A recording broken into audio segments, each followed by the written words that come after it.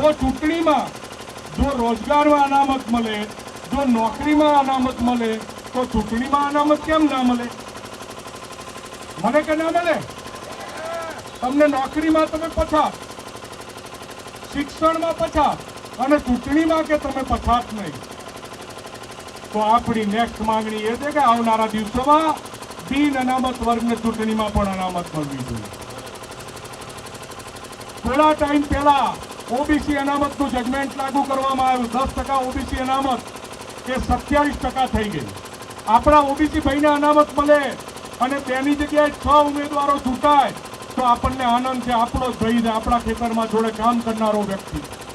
પણ સાથે અમારા પ્રતિનિધિત્વનું શું? એ ઓબીસી અનામત સુપ્રીમ કોર્ટનું સ્પષ્ટ જજમેન્ટ છે. કોઈ અભ્યાસ કર્યો હોય કે ના કર્યો હોય, અમે કર્યો છે.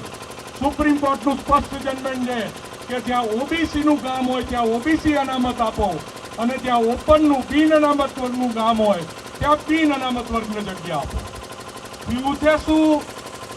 હું તો અભિનંદન આપીશ મારી વિરોધી પાર્ટીના નેતા અમિત ચાવડાને કે એને સરકારને બીવડાવી અને સરકારે બીકમાં અણઘડ ઓબીસી લાગુ કરી દીધી. જ્યાં ઓપનનું ગામ છે ત્યાં ઓબીસી અનામત લાગુ કરવામાં આવી છે અને જ્યાં ઓબીસીનું ગામ છે ત્યાં ઓપન સીટ રાખવામાં આવી. આનાથી પરિસ્થિતિ એ થવાની છે આવનારા દિવસોમાં કે ક્યાંય તમે રહેવાના નથી.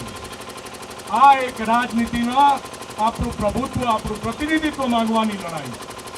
કોઈનો હક પડાવી નથી લેવો, પણ 51% અનામત આપ્યા પછી જે 50% ઓપન જગ્યા છે, 49%, એમાંથી શિક્ષણ અને નોકરીની જેમ અમારી ચૂંટણીમાં પણ બિન અનામત વર્ગની 10% સીટો રિઝર્વ કરવામાં આવે.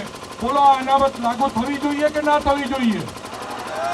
બિન અનામત વર્ગનું પ્રતિનિધિત્વ જળવાવું જોઈએ કે ના જળવાવું જોઈએ? આ બધી માંગણી લઈને અમે નીકળ્યા છીએ.